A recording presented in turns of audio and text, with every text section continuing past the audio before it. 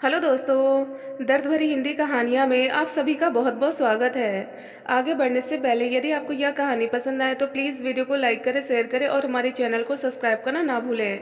तो चलिए बिना देर के हुए कहानी की शुरुआत करते हैं। माया आज फिर जाम में फंस गई थी। ऑफिस से आते समय उसके कई घंटे ऐसे ही बर्बाद हो जाते हैं। प्राइवेट नौकरी में ऐसे इतनी थकान हो जाती है। उस पर इतनी दूर स्कूटी से आना जाना। माया लोअर व टॉप लेकर बाथरूम में घुस गई।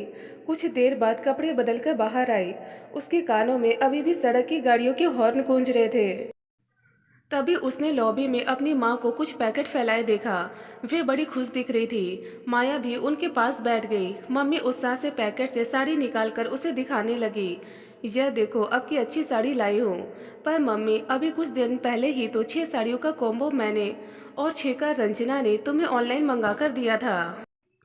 वे तो डेली यूज की हैं, कहीं आने जाने पर उन्हें पहनूंगी क्या? लोग कहेंगे कि दो दो बेटियां कमा रही है और कैसे साड़ियां पहनती है। कहकर उन्होंने प्यार से माया के गाल पर धीरे से एक चपत लगा दी। माया मुस्कुरा दी। तभी वे फिर बोली, और देखिए बिछिया, ये मैचिंग चूड़ियां और पायलें अच्छी है ना? हाँ माँ, बहुत अच्छी है। आप खुश रहे, बस यही सबसे अच्छा है। अब मैं बहुत थक गई हूँ। चलो खाना खा लेते हैं, मुझे कल जल्दी ऑफिस जाना है। माया बोली, ठीक है तुम चलो, मैं आई। कहकर मम्मी अपना सामान समेटने लगी। उनके चेहरे पर खिसियाहट साफ दिखाई दे रही थी। सभी ने हंसी मजाक करते हुए खाना खाया। फिर अपने अपने बर्तन धोकर रेक में रख दिए। उनके घर में शुरू से ही यह नियम है कि खाना खाने के बाद हर कोई अपने जूठे बर्तन खुद धोता है। खाना खाकर माया लेटने चली गई, पर आंखों से नींद कोसों दूर थी। वह सोचने लगी कि हर नारी अपने को किसी के लिए समर्पित करने में ही सबसे बड़ी खुशी महसूस करती है। कल ही की बात है। माया की दोस्त सोनाली उससे कह रही थी कि यार, तू भी 30 बार कर रही है, क्या शादी करने का इरादा नहीं है? मगर माया उसे कैसे बताती कि जब से उसने नौकरी शुरू की है, घर थोड़ा अच्छे से चलने लगा है। अब कोई उसकी शादी की बात उठाता ही नहीं, क्योंकि उन्हें उससे ज़्यादा घर खर्च की चिंता रहती है। छोटी बहनों की पढ़ाई कैसे होगी? वे 4 बहनें हैं। पापा का काम कुछ खास चलता नहीं है, इसलिए उन्होंने बचपन अभाव में काटा है। जब से माया से छोटी रंजना भी सर्विस करने लगी है, मम्मी अपनी कुछ इच्छाएं पूरी कर पा रही है, वरना तो घर खर्च की खींचतान में ही लगी रहती थी। माया की दोस्त सोनाली की 2 साल पहले की शादी हुई है। ऑफिस में वह माया की कलीग है। उसे खुश देखकर माया को बड़ा अच्छा लगता है। कभी कभी उसका मन कहता है, माया, क्या तू भी कभी यह जीवन जी सकेगी? आज सोनाली ने फिर बात उठाई थी। माया, पिछले साल हम लोग ऑफिस टूर पर बाहर गए थे, तो मोहन तुझसे कितना मिक्स हो गया था। याद तेरी ही कास्ट का है, तुझसे फ़ोन पर तो अक्सर बात होती रहती है। अच्छा लड़का है, क्यों नहीं मम्मी से कहकर उससे बात चलवाती हो? अगर बात बन गई तो दहेज का भी चक्कर नहीं रहेगा। फिर मोहन की तुझसे अंडरस्टैंडिंग भी अच्छी है। अच्छा ऐसा कर, तू पहले मोहन से पूछ। अगर वह तैयार हो जाता है तो अपने घर वालों को उसके घर भेज देना। माया को सोनाली की बात में दम लगा। 1-2 दिन पहले ही उसकी मोहन से बात हुई थी, तो वह बता रहा था कि घर वाले उसकी शादी के मूड में हैं। हर दूसरे दिन कोई ना कोई रिश्ता लेकर आ रहा है। माया सोचने लगी, कल मोहन से बात करती हूँ। यह तो मुझे भी महसूस होता है कि शादी करना जीवन में जरूरी होता है, पर कोई अच्छा लड़का मिले, मुझे जीवन में खुशियाँ देने के साथ साथ मेरे घर वालों को भी सपोर्ट करे, तो इससे अच्छी और क्या बात होगी। सोचते सोचते उसे नींद आ गई। सुबह नींद खुली तो 7 बज रहे थे। उसे 8 बजे ऑफिस पहुँचना था। वो जल्दी से फ्रेश होने के लिए बाथरूम की ओर भागी। जब तक वह तैयार हुई तब तक मम्मी ने मेज पर नाश्ता लगा दिया। टिफिन भी वहीं रख दिया। मैंने दौड़ते भागते 2 ब्रेड पीस खाकर चाय पी और फिर स्कूटी निकाल ऑफिस के लिए निकल गई। काम के चक्कर में उसे कुछ याद ही नहीं रहा। लंच के समय सोनाली ने फिर वही बात छेड़ी, तो उसे कल रात की बात याद आई। लंच खत्म करके उसने मोहन को फ़ोन लगाया। सोनाली सामने ही बैठी थी। वह इशारे से कह रही थी कि शादी के लिए पूछ। माया ने हिम्मत करके पूछा, तो मोहन हंस दिया। अरे यार, तुझे पाकर कौन खुश नहीं रहेगा भला? तुमने मुझे अपने लायक समझा तो संडे को अपने मम्मी पापा को मेरे घर भेजो, बाकी सब मैं देख लूँगा। ठीक है, कहकर माया ने फ़ोन काट दिया और फिर सोनाली को सब बताया, तो वह भी बहुत खुश हुई। पर सोनाली, मैं अपनी शादी के बारे में अपनी मम्मी पापा से कैसे बात कर पाऊंगी? माया को परेशान देखकर सोनाली बोली, तू घर पहुंच, उनसे मेरी बात करा देना। माया शाम 4 बजे ऑफिस से चल दी। घर पहुंच चाय पीकर बैठी थी कि सोनाली का फ़ोन आ गया। उसे दिन की सारी बातें याद आ गई। उसने फ़ोन मम्मी की ओर बढ़ा दिया। सोनाली ने मम्मी को सब बता उन्हें संडे को मोहन के घर जाने के लिए कहा। मम्मी के चेहरे पर माया को कुछ खास खुशी झलक नहीं दिख रही थी। वे केवल हाँ हाँ करती जा रही थी। फोन कटने पर वे माया की तरफ घूमकर बोली, हम लोगों के पास तो दहेज के लिए पैसे नहीं हैं, फिर हम रिश्ता लेकर कैसे जाएं? तुम्हें पहले मुझसे बात करनी चाहिए थी। यह सुनकर माया हड़बड़ा गई, बोली, मैंने कुछ नहीं कहा, सोनाली ने ही मोहन से बात की थी। आप और पापा उसके घर हो आओ, देखो घर में और लोग कैसे हैं। मोहन तो बहुत सुलझा हुआ है। तभी पापा भी आ गए। जब उन्हें सारी बात पता लगी तो उनके चेहरे पर खुशी के भाव आ गए। ठीक है, हम लोग संडे को ही मोहन के घर जाएंगे। क्या उन्होंने खुशी से माया की पीठ थपथपाई। फिर सब बहनों ने मिलकर आगे की प्लानिंग की। यह तय हुआ कि सोनाली के हस्बैंड मम्मी पापा और छोटी बहन मोहन के घर चले जाएंगे। छोटी बहन के मोहन के घर जाने से वहाँ क्या बात हुई, कैसा व्यवहार रहा, सब पता लग जाएगा। मम्मी से तो पूछते नहीं बनेगा, पापा से भी पूछने में संकोच होगी। माया की छोटी तीनों बहनें मन से उसकी शादी के लिए सोचती रहती थी, पर आज की महंगाई और दहेज के बारे में सोचकर चुप हो जाती थी। मोहन के बारे में सुनकर सबको जोश आ गया था। मैं अब अपना पैसा बिल्कुल खर्च नहीं करूंगी। यह रंजना की आवाज़ थी। मुझे भी कुछ ट्यूशन बढ़ानी पड़ेगी तो बढ़ा लूंगी। यह तीसरे नंबर की जया बोली, मैं भी अब कोई फरमाइश नहीं करूंगी। छोटी कैसे पीछे रहती। ठीक है, सब लोगों को जो करना है करना, पर पहले मोहन के घर तो हो आओ, कहकर माया टीवी खोलकर बैठ गई। संडे परसों था। पापा समय बर्बाद नहीं करना चाहते थे। उन्होंने जाने की पूरी तैयारी कर ली। मम्मी ने भी कौन सी साड़ी पहननी है, छोटी क्या पहनेगी, सब तय कर लिया। दूसरे दिन शनिवार था। माया ने सोनाली को बता दिया कि उसके हस्बैंड को साथ जाना पड़ेगा। वह तैयार हो गई, बोली, कोई इशू नहीं, एक अंकल का स्कूटर रहेगा, एक इनकी मोटरसाइकिल हो जाएगी, आराम से सब लोग मोहन के घर पहुंच जाएंगे। माया ने फ़ोन करके मोहन से उसके पापा का फ़ोन नंबर ले लिया। शाम को पापा ने मोहन के पापा को फ़ोन करके संडे को उनके घर पहुंचने का समय ले लिया। सुबह 10 बजे मिलना तय हुआ। माया की मम्मी बड़ी उलझन में थी कि अगर वे लोग तैयार हो गए तो कैसे मैनेज करेंगे। कुछ नहीं, पर अंगूठी तो चाहिए ही। मेरे सारे जेवर तो धीरे धीरे करके बिक गए। बारात की खातिरदारी तो करनी ही पड़ेगी।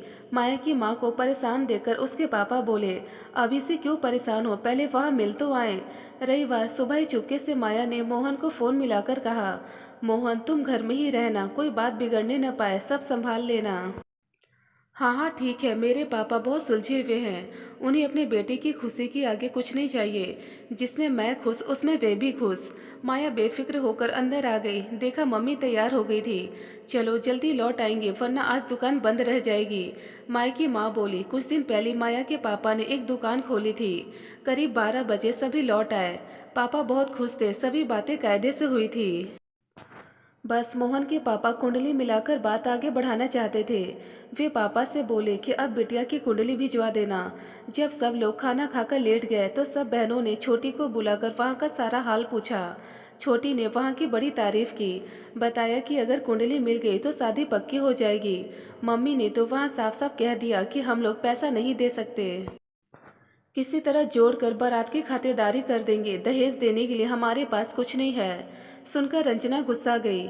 बोली, यह सब कहने के पहले ही दिन क्या जरूरत थी, आगे बात चलती तो बता देती। दूसरे दिन माया की तबीयत ठीक नहीं थी। ऑफिस से छुट्टी लेकर जल्दी घर आ गई। दवा खाकर चादर ओढ़ कर लेट गई। थोड़ी देर बाद रंजना और मम्मी की आवाज़ उसके कानों में पड़ी। रंजना बोली, दीदी की शादी फाइनल हो जाए तो मजा आ जाए। मोहन अच्छा लड़का है, एक बार मैं भी उससे मिली हूँ। मम्मी तुरंत बोली, अरे नहीं, बहुत मॉडर्न परिवार है, हम उनके अस्तर का खर्च नहीं कर पाएंगे। तभी तो मैं उस दिन सब साफ कह आई थी। अगर मोहन माया से शादी का इच्छुक है तो कुछ खर्च उसे भी तो करना चाहिए। सगाई शादी सारे खर्च को आधा आधा बांट ले। जेवर भी मैंने कह दिया है, हमारे पास नहीं है। जेवर तो आपको ही लाने पड़ेंगे, फिर मेरी तो 4 लड़कियां हैं, मुझे तो सब पर बराबर ध्यान देना पड़ेगा। आपके तो केवल एक लड़का है, आपको तो बस उसी के लिए सोचना है। सुनते रंजना गुस्सा हो गई। मम्मी आपको इस तरह नहीं बोलना चाहिए था, इस तरह तो शादी तय ही नहीं हो पाएगी। तो ना हो, कौन मेरी बेटी सड़क पर खड़ी भीग रही है, वो अपने घर में अपने माँ बाप के साथ है। एक मोहन ही थोड़े है, हजार लड़के मिलेंगे। आखिर वह सर्विस कर रही है, हजार लड़के उसके आगे पीछे घूमेंगे। मम्मी, यह कहना आसान है पर ऐसा संभव नहीं होता है, रंजना चिल्लाकर बोली और फिर वहां से चली गई। मम्मी भी भुनभुनाती हुई किचन में चली गई। माया सारी बातें सुनकर सकपका गई कि आखिर मम्मी क्या चाहती है। क्या लड़की की शादी की बात करने जाने पर पहली बार में ही इस तरह की बातें की जाती है? इससे तो इमेज खराबी होगी। फिर मोहन भी कैसे बात संभाल पाएगा। कल ही सोनाली बता रही थी कि उसने शादी के पहले 4 साल सर्विस की थी और उसकी मम्मी ने उसकी सैलरी से 2 अंगूठियां, एक चेन और एक जोड़ी पायल बनवा ली थी। हर महीने कोई ना कोई सामान उसके पीछे पड़कर ऑनलाइन ऑर्डर करा देती थी। साड़ियाँ, पैंट, शर्ट, ऊनी सूट सब धीरे धीरे इकट्ठे कर लिए थे। बर्तन, मिक्सी, बेड से कुछ भी शादी के समय नहीं खरीदना पड़ा था। सोनाली के घर की हालात तो उनके घर से भी बदतर थी। आज सोनाली अपनी छोटी सी गृहस्थी में बहुत खुश है। एक प्यारा सा बेटा भी है, जीजा जी भी बहुत सुलझे हुए हैं। वे सोनाली के मम्मी पापा का ही बहुत ख्याल रखते हैं। इसी बीच 8-10 दिन बीत गए। न यहाँ से किसी ने फ़ोन किया, न मोहन के यहाँ से फ़ोन आया। सोनाली ने माया से पूछा तो वह बोली, बार बार मेरा कहना अच्छा नहीं लगता। तब सोनाली ने ही मम्मी को फ़ोन मिलाकर पूछा तो वे बोली, उन लोगों ने माया की कुंडली मांगी है। वह तो हमने बनवाई नहीं, हमें कुंडली में विश्वास नहीं है। तब सोनाली बोली, आंटी आप किसी से कुंडली चक्र बनवाकर भेज दीजिए। आपको तो वही करना पड़ेगा जो वे चाहते हैं। आखिर वे लड़के वाले हैं। तो क्या हमारी लड़की कमज़ोर है? वह भी कमाती है, हम उनके हिसाब से क्यों चले? वे रिश्ता बराबरी का समझे तभी ठीक है। सुनकर सोनाली ने फोन काट दिया। दूसरे दिन मोहन का फोन आया। अरे यार, अपनी कुंडली तो भिजवाओ। उस दिन तो मैंने सब संभाल लिया था, पर बिना कुंडली के बात कैसे आगे बढ़ाऊं? माया ने पापा से कहा तो उन्होंने अगले दिन देकर आने की बात कही। माया के मन में यह बात चुभ रही थी कि मम्मी के मन में क्या यह इच्छा नहीं होती कि उनकी बेटियों की भी शादी हो जाए। कल ही पड़ोस की आंटी आई थी तो मम्मी उनसे कह रही थी, मैं तो कहती हूँ चारों बेटियां अपने पैरों पर खड़ी हो जाए, कमाए और आराम से साथ रहे। क्या दुनिया में सभी की शादी होती है? अपनी कमाई से ऐश करे। सुनकर माया के पैरों के नीचे से जमीन खिसक गई कि केवल उसको ही नहीं, ये तो चारों बेटियों की शादी न करने के पक्ष में है। क्या कोई इतना स्वार्थी भी हो सकता है? उधर पापा जन्म कुंडली बनवाकर मोहन के घर दे आए। 4-5 दिन बाद मोहन के पापा का माया के पापा के पास फोन आया। उन्होंने कुंडली मिलवा ली थी, मिल गई थी। आगे की बात करने के लिए पापा को अपने घर बुलाया था। पापा ने खुशी खुशी रात के खाने पर सबको यह बात बताई तो सभी बहनें खुशी से तालियां बजाने लगी। तो आप लोग कब जा रहे हैं? रंजना ने पूछा। आप लोग नहीं, अकेले मैं जाऊंगा, कहकर पापा खाना खाने लगे। मम्मी हैरानी से उनका मुंह देखने लगी। फिर बोली, अकेले क्यों? अभी भीड़ बढ़ाने से कोई फायदा नहीं। पता नहीं बात बने या नहीं। फिर दुकान तुम देख लेना, बंद नहीं करनी पड़ेगी। आप साफ बात कर भी पाएंगे? मम्मी की आवाज़ सुनकर पापा खाना खाते खाते रुक गए। बोले, हाँ ऐसे साफ साफ भी नहीं करूँगा कि बात ही साफ हो जाए। सुनकर हम बहनें हंस पड़ी। मम्मी गुस्सा कर किचन में चली गई। रात में फिर चारों बहनों की मीटिंग हुई। पापा अकेले मोहन के घर जाएंगे, इस बात से सभी बहुत खुश थी। दोस्तों, यदि आपको यह कहानी पसंद आई तो प्लीज़ हमें कमेंट बॉक्स में कमेंट कर अपने विचार जरूर बताएं। ढेरों पारिवारिक और शिक्षाप्रद कहानियाँ सुनने और पढ़ने के लिए हमारे चैनल दर्द भरी हिंदी कहानियाँ को जरूर सब्सक्राइब करें। धन्यवाद दोस्तों।